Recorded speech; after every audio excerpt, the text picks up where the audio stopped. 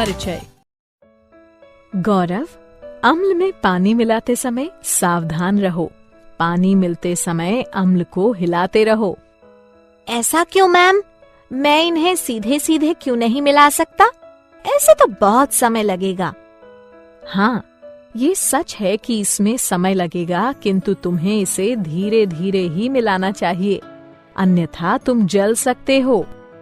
अरे हाँ, मुझे पात्र गर्म लग रहा है। ऐसा क्यों है मैम? बताती हूँ। ऐसा अम्ल व क्षारक के मध्य अभिक्रिया के कारण है। बच्चों, इस पाठ में हम अम्लों व क्षारकों के गुण धर्मों तथा लवणों के बारे में अध्ययन करेंगे।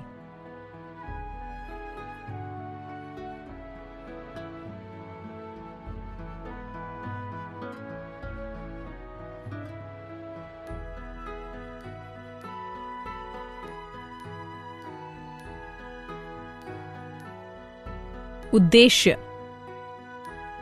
इस पाठ के अंत में आप निम्न करने में सक्षम हो जाएंगे।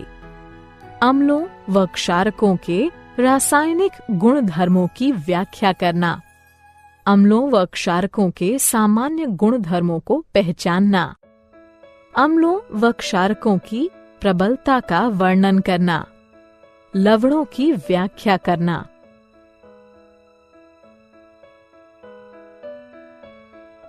अम्लों व क्षारकों के रासायनिक गुण धर्म। अम्ल वह तत्व है जो पानी में मिलाए जाने पर हाइड्रोजन आयन उत्पन्न करता है, और क्षारक वह तत्व है जो पानी में मिलाए जाने पर हाइड्रोक्साइड आयन उत्पन्न करता है। अम्ल व क्षारक दोनों ही के रासायनिक गुण धर्म भिन्न भिन्न होते हैं। आइए इनके गुण धर्मों का अध्ययन करते हैं। अम्लों व क्षारकों के रासायनिक गुण धर्म कुछ इस प्रकार हैं। गंधीय सूचक। मान लीजिए आपको 4 रसायन दिए जाते हैं और अम्ल या क्षारक के रूप में उनकी पहचान करने को कहा जाता है। आप कैसे पहचानेंगे? आइए पता लगाते हैं। हमारे पास गंधीय सूचक है जो बताते हैं कि कोई तत्व विशेष गंध में परिवर्तन के कारण अम्ल या क्षारक है। इनका प्रयोग प्रयोगशालाओं में गंधीय अनुमापन नामक प्रक्रिया द्वारा यह देखने के लिए किया जाता है कि कोई विलयन अम्ल है या क्षारक। गंधीय सूचक इस सिद्धांत पर कार्य करते हैं कि जब कोई अम्ल या क्षारक किसी तत्व में मिलाया जाता है तो उसकी गंध का पता नहीं लगाया जा सकता। उदाहरणार्थ, लाल पत्ता गोभी का रस। इस द्रव का रंग नीला बैंगनी होता है, परंतु जब यह अम्लीय तत्वों के संपर्क में आता है तो लाल हो जाता है, और जब क्षारक के संपर्क में आता है तो हरा या कभी-कभी पीला हो जाता है।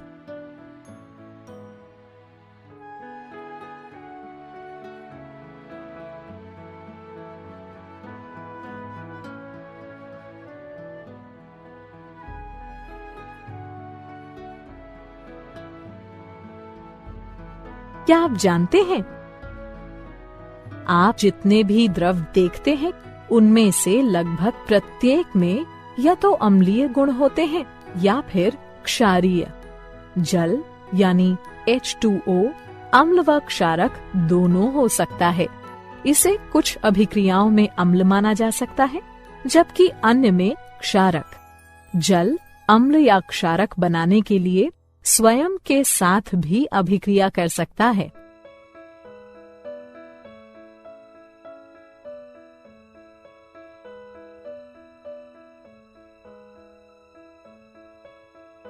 अम्लों व क्षारकों की अभिक्रियाएं।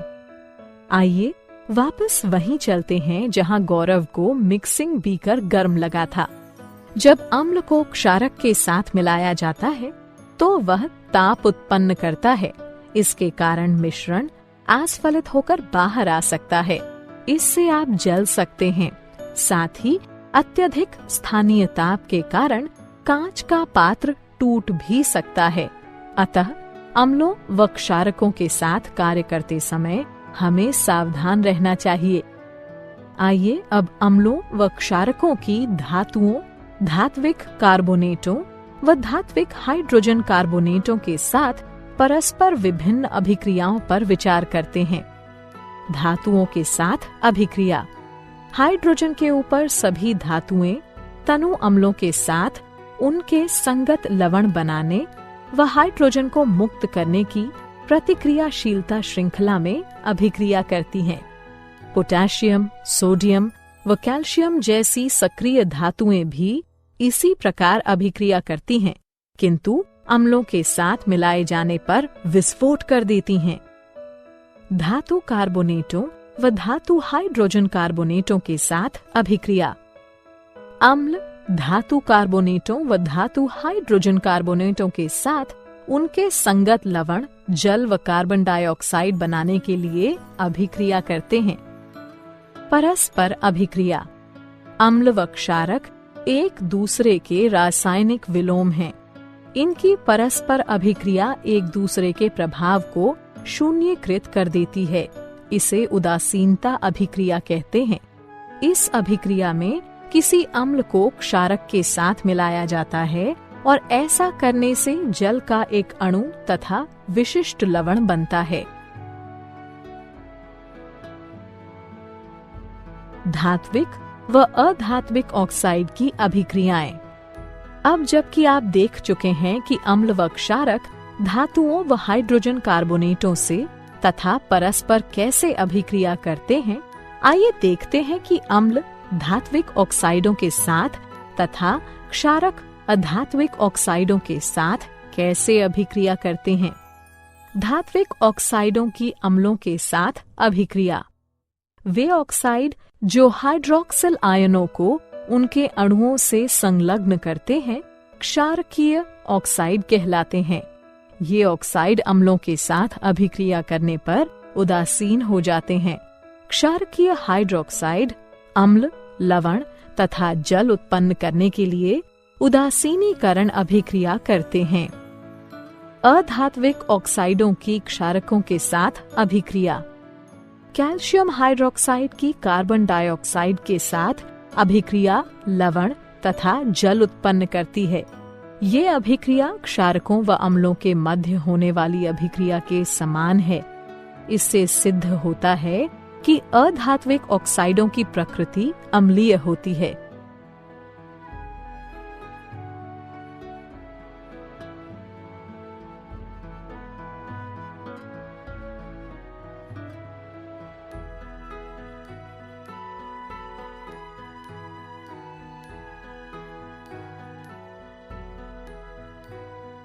क्या आप जानते हैं, जब अम्ल व क्षारक परस्पर अभिक्रिया करते हैं तो वे जल उत्पन्न करते हैं।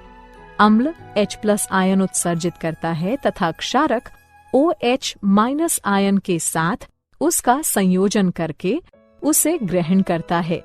यही कारण है कि अम्ल को प्रोटॉन दाता तथा क्षारक को प्रोटॉन स्वीकारक कहा जाता है। जल के साथ अभिक्रिया।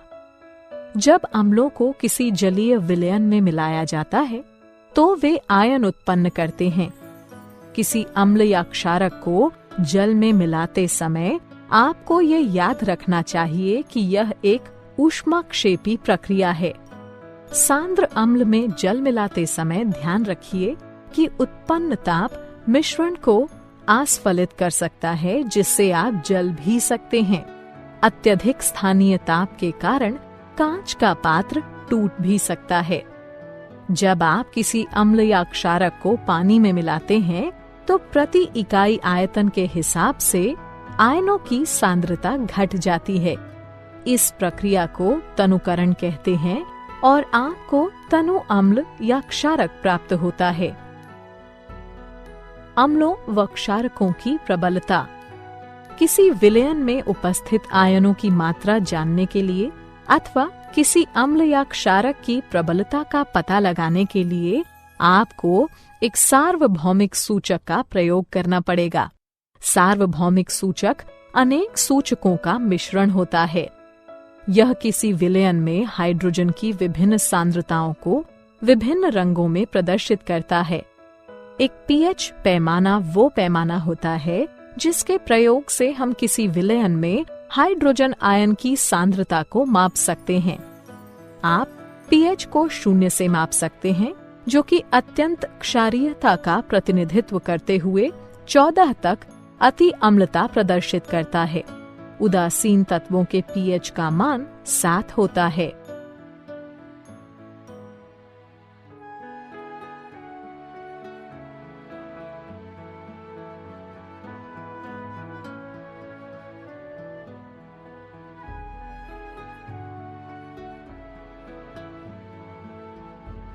क्या आप जानते हैं, सभी अम्लों के गुण धर्म समान होते हैं। आप जानते हैं कि धातुओं के साथ अम्लों की अभिक्रिया कराए जाने पर हाइड्रोजन गैस उत्सर्जित होती है।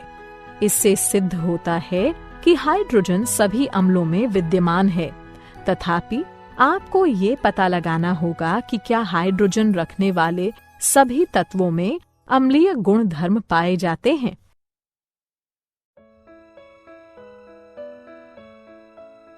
दैनिक जीवन में पीएच का महत्व।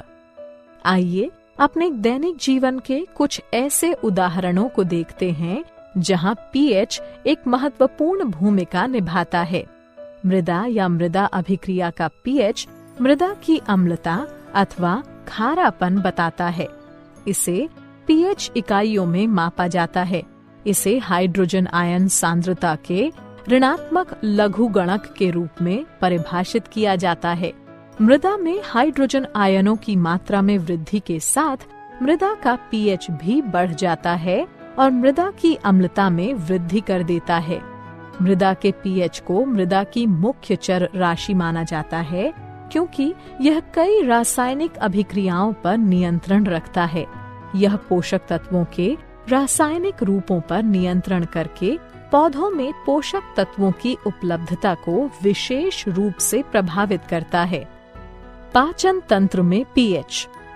हमारा उदर हाइड्रोक्लोरिक अम्ल उत्पन्न करता है, जो कि उदर को हानि पहुंचाए बिना भोजन पचाने में सहायता करता है। जब उदर अत्यधिक अम्ल उत्पन्न करने लगता है तो यह अपच हो जाता है तथा उदर में दर्द व जलन होने लगती है। इस दर्द से छुटकारा पाने का उपाय क्षारकों का प्रयोग है, जिन्हें प्रत्यम्ल कहते हैं, जो कि अतिरिक्त अम्ल को उदासीन कर देते हैं। पीएच परिवर्तन के कारण दंतक्षय।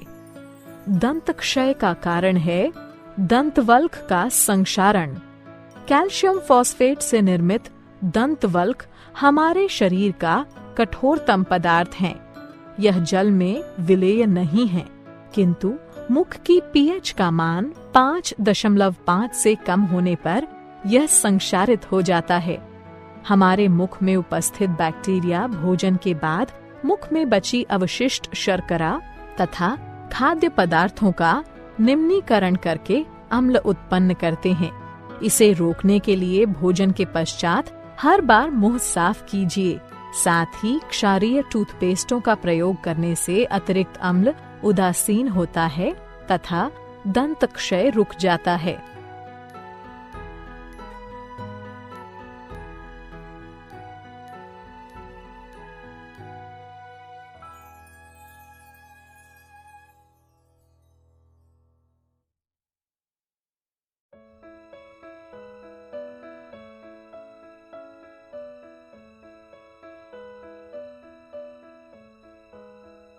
क्या आप जानते हैं, पशु व पौधे आत्मरक्षा में अम्ल उत्सर्जित करते हैं। उदाहरणार्थ मधुमक्खी का डंक, चींटी का डंक या बिच्छू पौधे के कांटे। ये पौधों व पशुओं को प्रकृति द्वारा प्रदत्त आत्मरक्षा यंत्र रचनाएं हैं।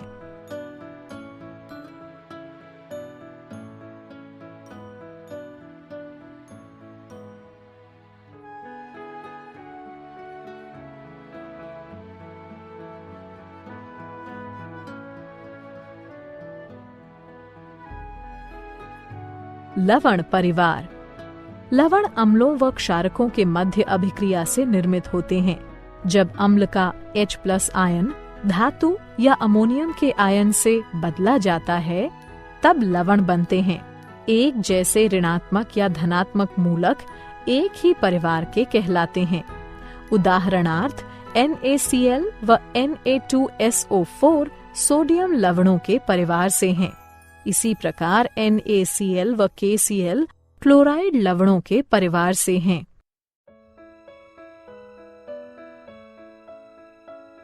लवणों का pH। यहाँ लवणों का pH दिया गया है।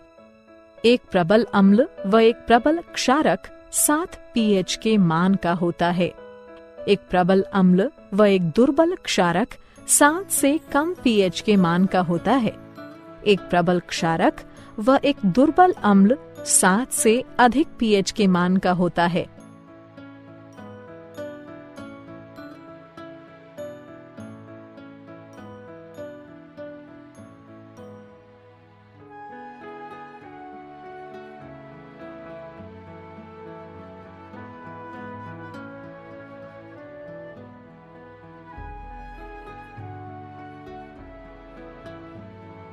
सामान्य लवणों से मिलने वाले रसायन। लवणों से प्राप्त होने वाले कुछ रसायन निम्नलिखित हैं। सामान्य नमक। सामान्य नमक, जिसका रासायनिक नाम सोडियम क्लोराइड है, एक आयनीय यौगिक है और इसका सूत्र NaCl है। इसी के कारण समुद्र का जल खारा होता है। खाद्य नमक का मुख्य अवयव होने के नाते यह एक मसाले व खाद्य परीक्षक के तौर पर सामान्यतः प्रयोग में लाया जाता है। Sodium hydroxide. सामान्यतः कास्टिक सोडे के नाम से पहचाने जाने वाले सोडियम हाइड्रोक्साइड का आणविक सूत्र NaOH है। यह एक उच्च प्रदाहक धात्विक क्षारक है जो कि तृणशय्या, पपड़ी, दाने तथा 50% संतृप्त विलयन के रूप में पाया जाता है। यह जल, इथेनॉल व मीथेनॉल में विलेय है। इसका प्रयोग एक प्रबल रासायनिक क्षारक के रूप में लुगदी व कागज, कपड़ा, पेयजल, साबुन तथा डिटर्जेंट बनाने में तथा एक ड्रेन क्लीनर के रूप में किया जाता है। विरंजक चूर्ण। विरंजक चूर्ण, जिसका रासायनिक नाम कैल्शियम हाइपोक्लोराइट तथा सूत्र CaClO2 है, एक रासायनिक यौगिक है। मुख्य रूप से इसका प्रयोग जल शोधन हेतु तथा एक विरंजन कारक के रूप में किया जाता है। यह एक सापेक्षिक रूप से स्थिर रसायन है और इसमें सोडियम हाइपोक्लोराइट की अपेक्षा क्लोरीन अधिक पाई जाती है। खावन सोडा। खावन सोडा के नाम से प्रसिद्ध सोडियम बाइकार्बोनेट तथा सोडियम हाइड्रोजन कार्बोनेट एक रासायनिक यौगिक है जिसका NaHCO3 है। यह एक श्वेत ठोस है जो कि क्रिस्टलीय है, किंतु एक महीन चूर्ण जैसा दिखाई देता है। इसका स्वाद अल्का नमकीन अल्कलाइन होता है। धावन सोडा। धावन सोडा या सोडा भस्म के नाम से प्रसिद्ध सोडियम कार्बोनेट, जिसका रासायनिक सूत्र Na2CO3 है, एक सोडियम लवण है। इसे वाटर सॉफ्टनर के तौर में प्रयोग में लाए जाने के कारण घर घर जाना जाता है। यह विभिन्न पौधों की भस्म से निष्कर्षित किया जा सकता है। यह लवण व चूना पत्थर से बड़ी मात्रा में संश्लेषण द्वारा प्राप्त किया जाता है। क्या आप जानते हैं? क्रिस्टलीकरण का जल वो जल है जो क्रिस्टलों में पाया जाता है। यह क्रिस्टलीय गुणधर्मों के संभरण में आवश्यक है, किंतु पर्याप्त ऊष्मा द्वारा हटाए जाने में समर्थ है। यह किसी दिए गए तापमान पर निश्चित लवणों द्वारा छोड़े गए जल का कुल भार होता है।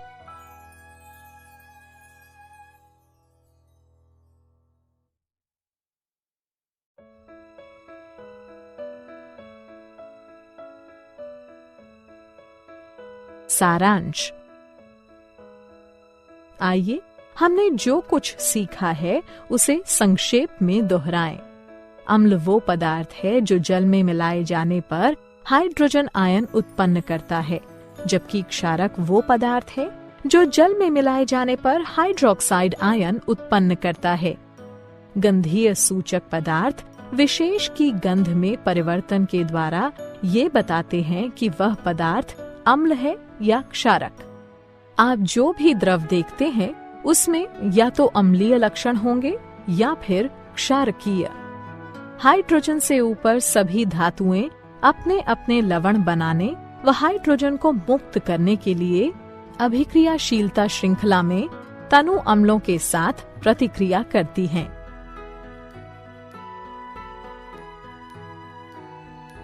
अम्ल कार्बोनेटों व हाइड्रोजन कार्बोनेटों के साथ उनके लवण, जल व कार्बन डाइऑक्साइड बनाने के लिए प्रतिक्रिया करते हैं। अम्ल व क्षारक एक दूसरे के रासायनिक विलोम हैं। अम्लों को जब जलीय विलयन में मिलाया जाता है तो वे आयन उत्पन्न करते हैं। पीएच स्केल किसी मिश्रण में हाइड्रोजन आयन सांद्रता मापने का पैमाना है। लवण अम्लों व क्षारकों के मध्य अभिक्रिया के कारण उत्पन्न होते हैं।